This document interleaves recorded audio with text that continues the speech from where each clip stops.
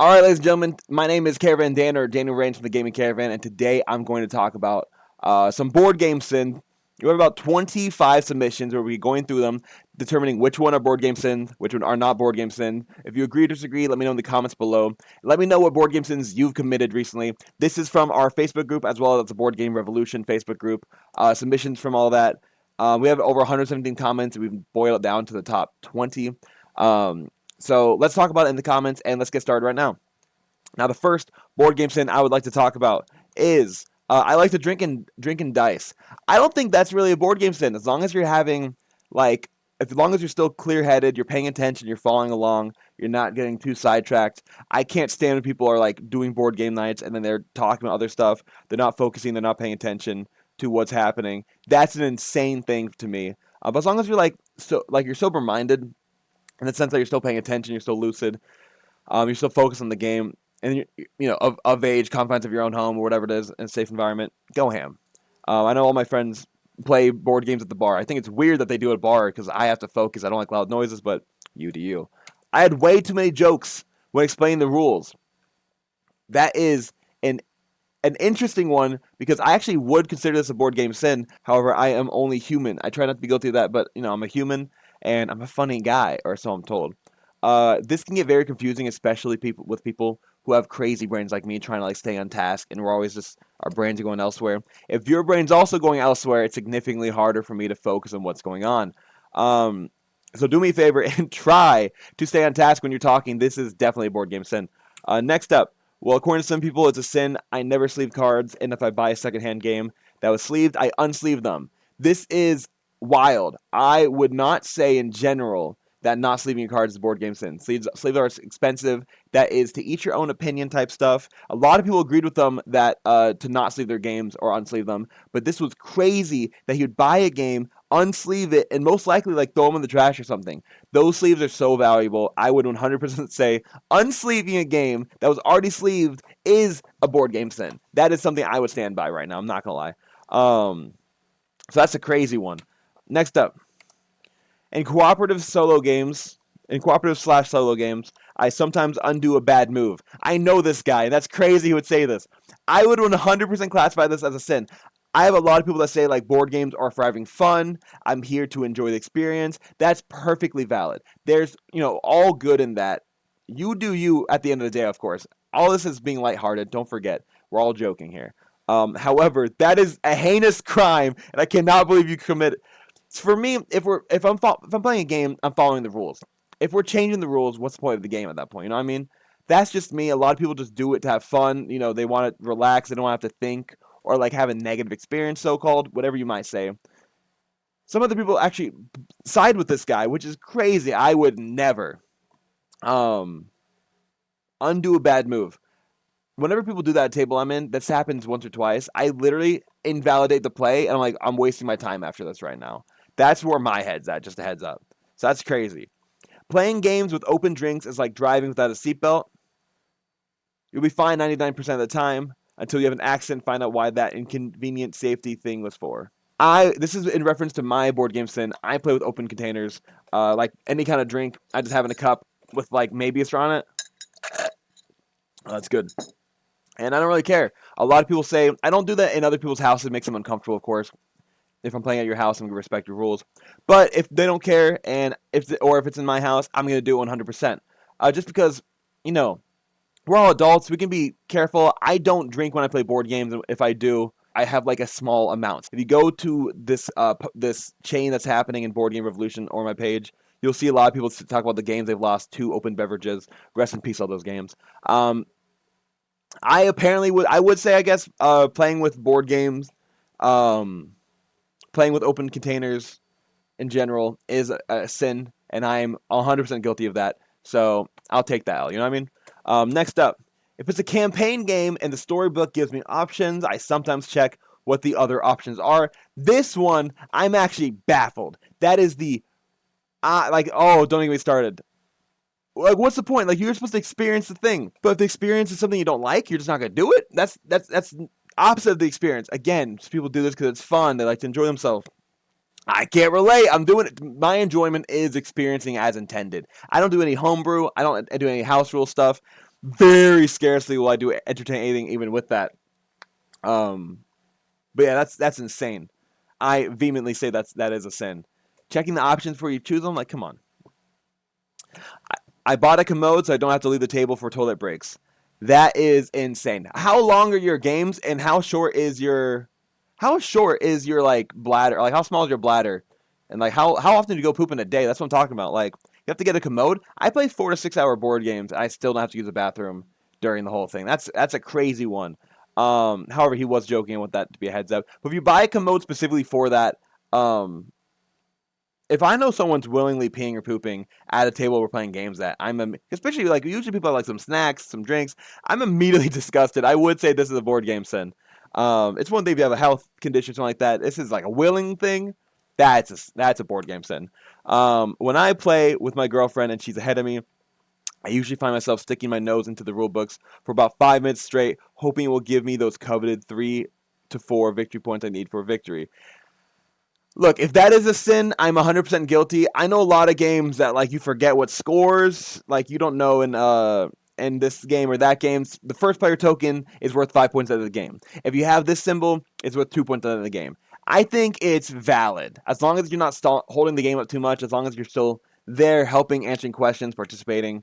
If you're just shoving there and you know there's no way to do it, then I think that's like, yeah, you can get obsessed about it for sure, but I wouldn't say, even if it's just because I do it, I would say that's a board game sin, unless it's obsessive.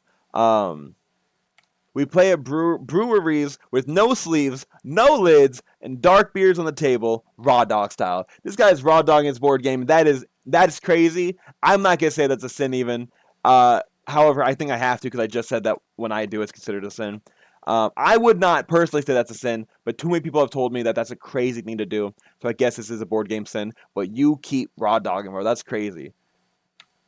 I assure everyone I teach a game to that the game is very easy to get once you start, even when I know it isn't. That's a vehement lie. That's just like a sin at that point, but that's crazy. I know this guy too. Dude, that is, if you, I refuse, I tell people from the start, like, hey, this game might not be for you. Maybe don't play it. That is the opposite of what I do. That's a crazy take. Um, but I genuinely don't get the benefit of this. But you do you, I guess. I buy new games when I have unplayed ones. This one is 100% board game sin. I do this because of my business, and even with my business, I have so many board games. I still have played almost every single one of them, and I have hundreds upon hundreds. The only ones I haven't played are the ones I got just to sell.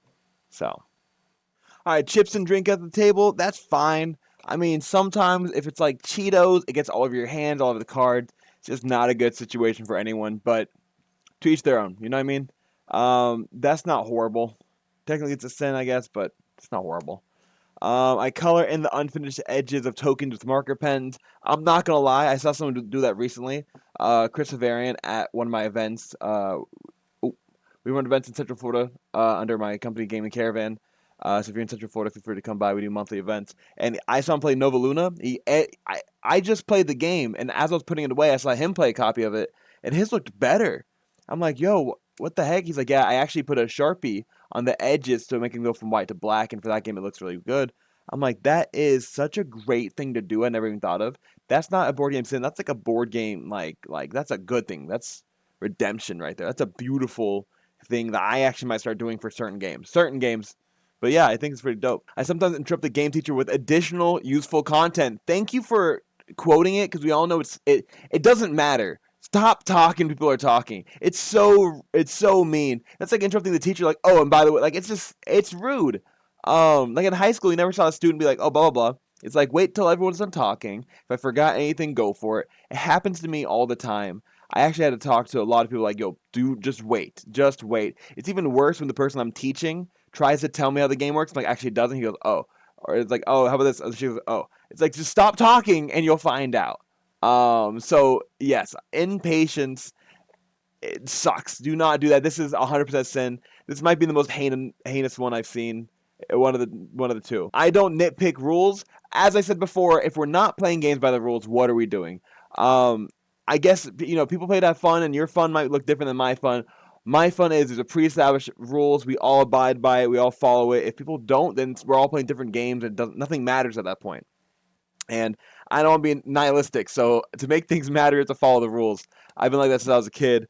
I'm so fun at parties. But yeah, that I would say that's board game sin personally. I mean, it's not really being nitpicky. It's like, oh, you can't go there.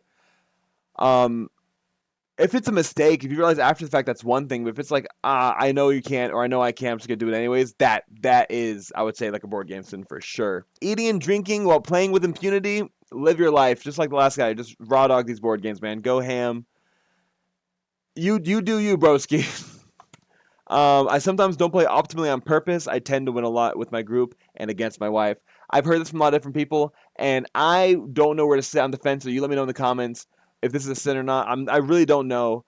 Uh, if I play a game I've played a million times with people that are playing for the first time, I might go down a strategy I've been wanting to try, but I didn't think it was an obvious like great strategy. But I won't do anything like optimally subjective. I might try a different route and play that the best possible that I might not feel as comfortable doing if it's against people that like I think might actually beat me. But I don't think that's inherently a sin. Again, let me know in the comments what you think personally about that. I refuse to play some games that some of my friends like. Some of the games are Catan, Imperial Steam. Didn't know that was a game. My intense hate for the game will only spoil the experience for everyone. That's again same thing. Board game redemption right there. The reason why is too many people do things they don't want to do and they don't have a good time doing it, and then they look like they're having a bad time. Makes you feel like having a bad time. Kind of just ruins the vibe overall. And if it's like a 2-3 hour game, it's 2-3 hours of awkwardness and suckiness. I will play anything once. I'll play almost anything one time, and that's so far and so fair. But my board game group, it's an ongoing joke at this point that like, oh, you're so hard to please. It's not that I'm so hard to please. I like a lot of games, but a lot of games I don't need to play more than once because I didn't like fully enjoy them. I didn't really understand it too much. There are a few games I played like 3 or 4 times. I officially put in my category that I call games I never need to play again. I'll make a video on that pretty soon, so make sure to subscribe if you want to see that video. But a few games like Blood Rage and Aquatic are on that list where they're not bad games by any means. People have fun playing them all the time. My group loves those games, but I don't need to play it again. I tried it out. I checked it out. I tried a few different strats. It's not the game for me. So honestly, another board game redemption right there. Not even sin. I overlearn a game before I have to teach it, or when I know I will play a game new to me. I will make sure I know the rules very well. I don't know how these people thought these were board game sins. These are all board game redemptions right here. That is a quality thing to do. You should definitely know how to play the game before, like, watch a video beforehand. You don't have to know fully, but like, if someone's teaching the game, it's a big game like Hegemony or like even Andromeda's Edge or something like that. You should know the bare bones of how to play the games. If in SETI, I read the rule book. Another guy watched the video, 2 videos, 3 videos on the game, and we both tried to teach it, and we both had content that the other person missed. So it really helps everyone, especially if it's a game that's new to everyone. This is another board game redemption. Congratulations, you're good on you for doing that. I cuss too much when playing. Depending, you know what I mean? Live your life. If there's no children around, if it's not like in a public place, you're being disruptive. I wouldn't really call that inherently a board game sin, but I know some people can really bring down the vibe. I've had some people just like straight cussing my super nice wife, and that like we don't know, and luckily she takes it well. But like I could see that 100% killing the vibe for some people. They're a lot more strict about that. So consider it. Read the room. I would say. So this one's, depending on how much, I would say is a board game sin. I already read this one, my goodness. If I have to roll dice and I'm shaking them up and one falls out of my hands, 2 scenarios are possible. 1, the result of the die was not one I want. It fell out of my hand. That's not fair, of course. And then I take it back in my hand. 2, the result of the die was the one I want. LOL, nice. This is a board game sin. I would say that 100% is a board game sin. Same thing that I said before, playing with integrity, playing as the rules are. I feel like if you have to play consistently for a good experience, you don't want to break the odds. It's unfair to other players around you. Like, I play honestly. I'm hoping everyone I know plays honestly. I haven't had a situation really where I found out that people are like lying or cheating around me. But that would make me mad if someone was like, "Oh yeah, I've been cheating the whole game." That is so messed up. The way at my table, I say I have like it's not really a house rule, but I do say it's a rule in my house. So take it as you will. That if a die does not land inside the container, if you're rolling in a container, all dice have to go in the container to be valid. If you're rolling on the table, all dice have to stay on the table to be valid. Anything that falls on the floor is no longer valid, no matter what. And within that, I allow some grace in between. But yeah, overall, those are my primary rules on that sex.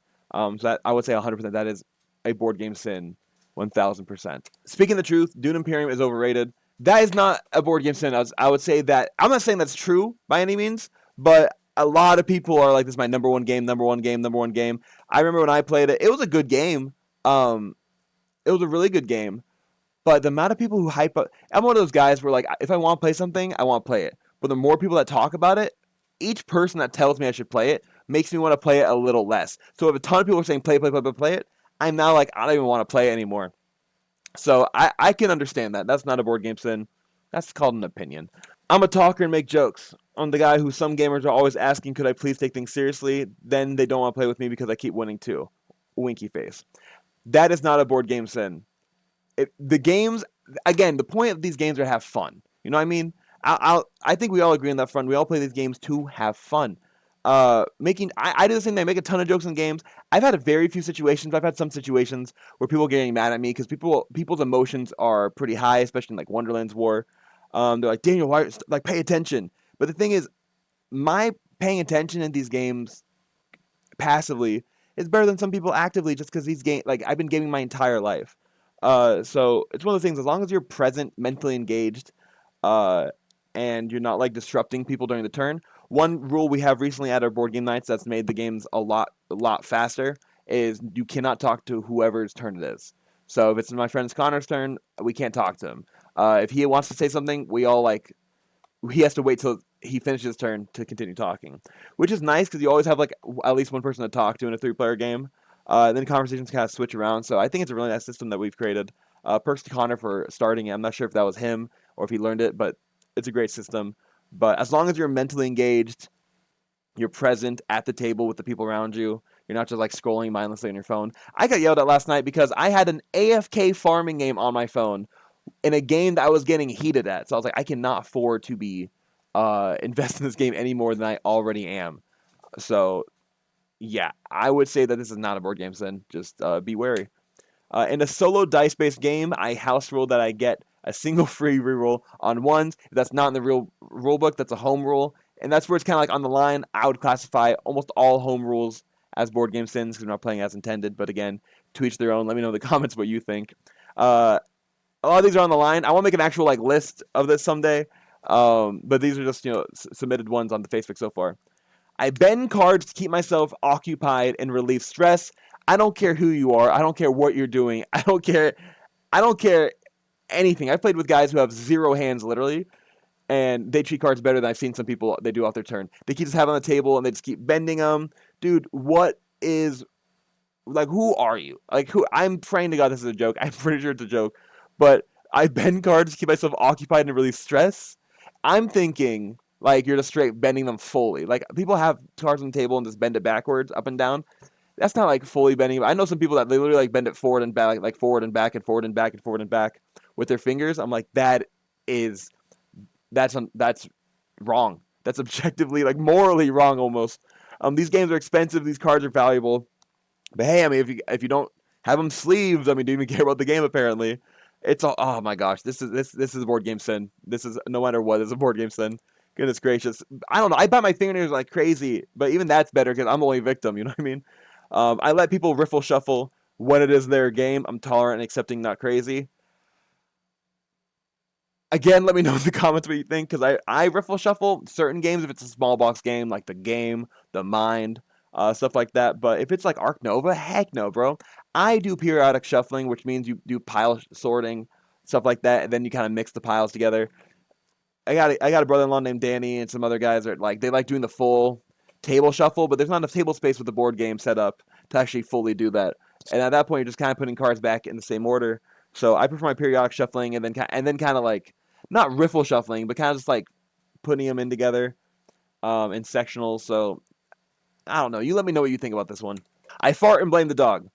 Not a board game sin, but that poor doggo. I can't believe poor guy. It's just living his life, and everyone's now hating on him because of the farts. And if you have to blame the dog, that means that people are noticing your farts. So that's super wrong. I get angry at every game I play, even if I win or lose. That's just crazy. I don't think that's even a sin. That's just crazy. That makes like, are you okay? Like, have you seen a therapist? Like, how angry are you in general? If you get the dub, you get angry. If you get the L, you get angry. That's insane. Oh my gosh, that's hilarious though.